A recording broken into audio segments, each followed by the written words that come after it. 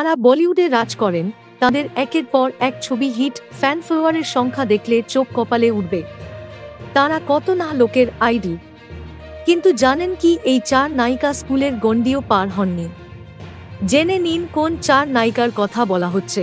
Kangana Ranaut. Class 12-এর পরীক্ষায় fail করলেন কঙ্গনা।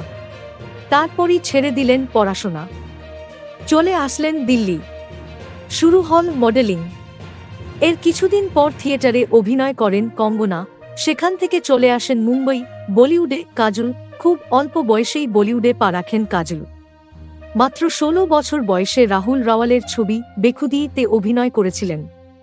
সেই সময় শুটিংয়ের জন্য স্কুলে যাওয়া বন্ধ করতে হয়।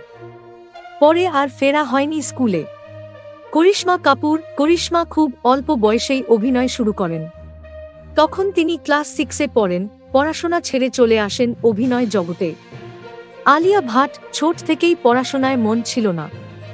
যমুনা বাই নার্সি স্কুলের পড়ুয়া ছিলেন, কিন্তু মাঝপথেই পড়াশোনা ছেড়ে অভিনয়ে চলে আসেন। ক্লাস 10-এর পরীক্ষায় 71% পেয়েছিলেন, কিন্তু এরপরই স্টুডেন্ট অফ দ্য ইয়ারের অফার পান। ব্যাস, পড়াশোনায় ইতি। Thank you so much for watching. Subscribe our channel and press the bell icon for more updates.